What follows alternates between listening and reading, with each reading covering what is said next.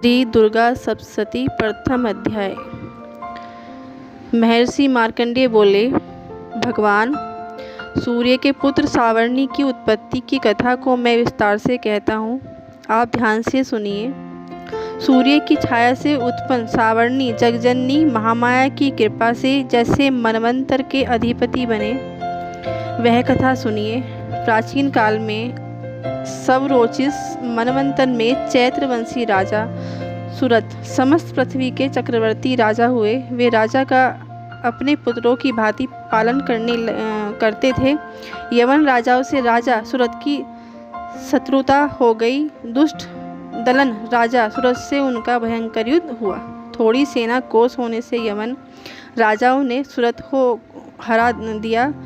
तदनंतर राजा अपने नगर में राज्य करने लगा, तो भी अन्य शत्रु राजाओं ने राजा सुरथ पर चढ़ाई कर दी और नगर में भी दुराचारी मंत्रियों ने राजा का कोष, सैन्य और समस्त वस्तुएं छीन ली तथा राजा सुरथ हारकर अकेला ही घोड़े पर सवार हो शिकार खेलने के बहाने घोर जंगल में चला गया। वहाँ महर्षि मेधा का सुंदर आश्रम देखा, जो अहिंसक सिंह आदि पशुओं तथा शिष्यों और मुनियों से शोभित था। वहाँ बैठे हुए महर्षि मेधा को राजा सुरथ ने नमस्कार किया और मुनि से उचित सत्कार पाकर कुछ समय इधर उधर फिरता हुआ उसी आश्रम में रहा। कुछ काल के बाद फिर वह अपने राज्य तथा प्रजा की चिंता से विचरने लगा कि जिस राज्य को मेरे पूर्वजों ने भली भांति चलाया और प्रजा का पालन किया, वह आज मुझसे चला गया। वे दुष्ट मंत्री राज्य का पालन धर्म नीति के अनुसार कर रहे होंगे या नहीं, मेरा मुख्य हाथी भी दुश्मनों के वश में हो जाने से क्या क्या कष्ट भोगता होगा।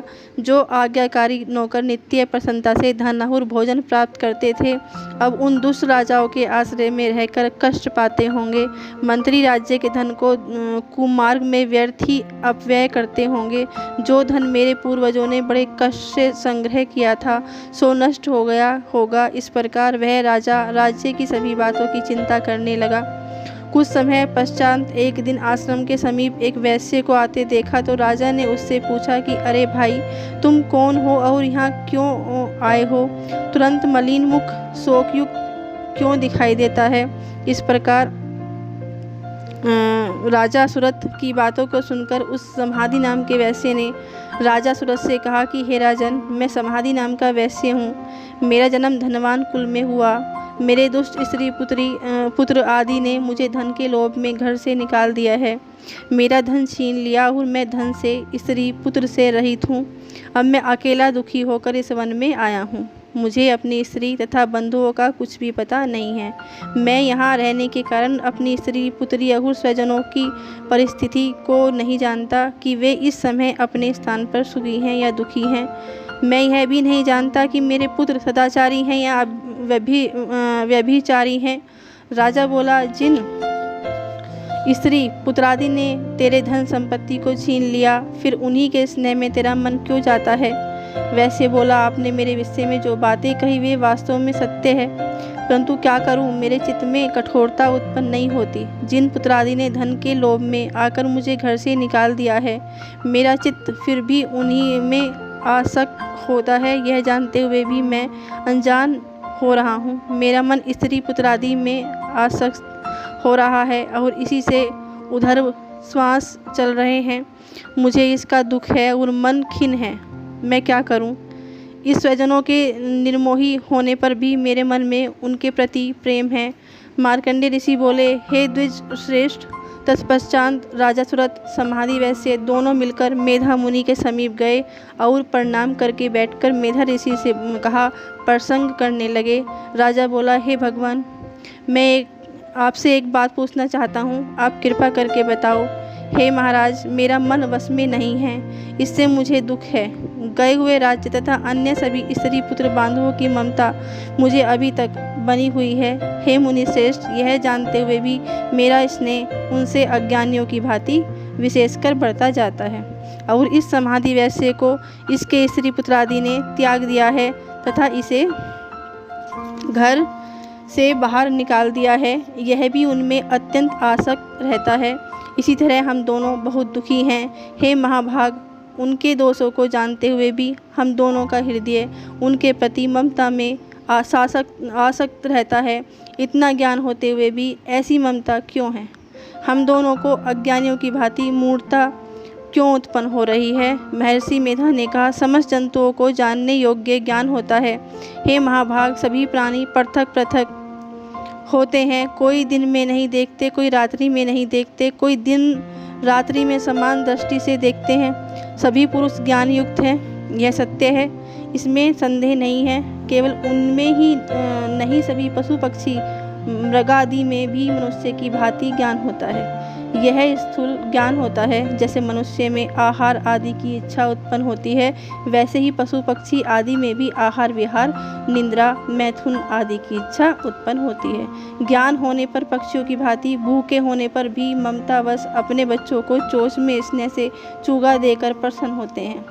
हे राजन, मनुष्य भी अपने पुत्र पौत्रों के साथ इसी भांति बर्ताव करते हैं। वह पालन पोषण इस इच्छा से कि जब हमारी वृद्धावस्था आएगी तक हमारा पालन पोषण वे करेंगे। क्या यह तुम नहीं देखते कि पुत्रादि उनका भरण पोषण न भी करें तो भी माता पिता तो करते ही हैं, क्योंकि विश्व की स्थिति को रखने वाली महामाया के प्रभाव से वे मोह के गड्ढे में डाल दिए गए हैं। इसमें आश्चर्य नहीं है, क्योंकि यह भगवान की महामाया है। वह भगवती देवी बड़े बड़े ज्ञानियों के चित्त को जबरदस्ती खींचकर मुँह में डाल देती है।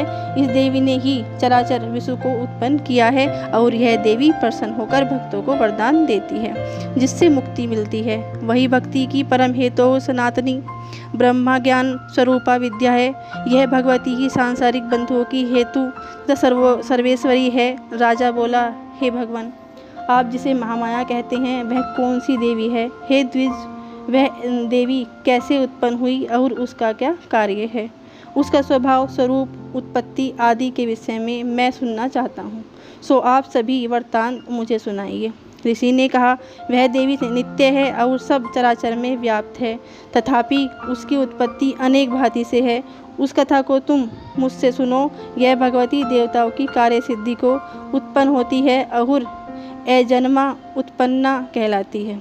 जब भगवान विष्णु संपूर्ण विश्व को त्याग अंत में जल ही जल करके योग निद्रा में शेष शैया पर शयन कर रहे थे, उस समय विख्यात मधु और कैठम नाम के दो घोर असुर भगवान विष्णु के कान के मैल से पैदा होकर ब्रह्मा जी को मारने को तैयार हुए। ब्रह्मा जी विष्णु भगवान के नाभि कमल पर स्थित थे। उन दोनों भयंकर असुरों को मारने को आता देखकर, भगवान विष्णु को सोता हुआ देखकर ब्रह्मा जी योग निद्रा की प्रसन्नतार्थ एकाग्र मन से स्तुति करने लगे, जिससे कि भगवान विष्णु के नेत्रों से भगवती योग माया अपना प्रभाव हटा ले और भगवान जाग पड़े। वह योग माया विश्वेश्वरी, जगन माता, स्तुति संहार करने वाली, भगवान विष्णु की अतुल तेज वाली, निद्रा स्वरूपा अनुपम शक्ति है।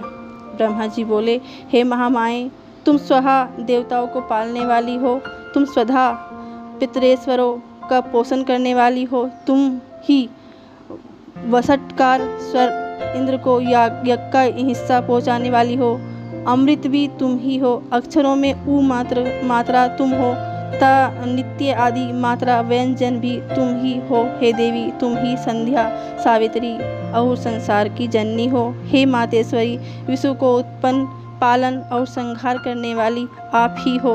रचना काल में सृष्टि, रूप तथा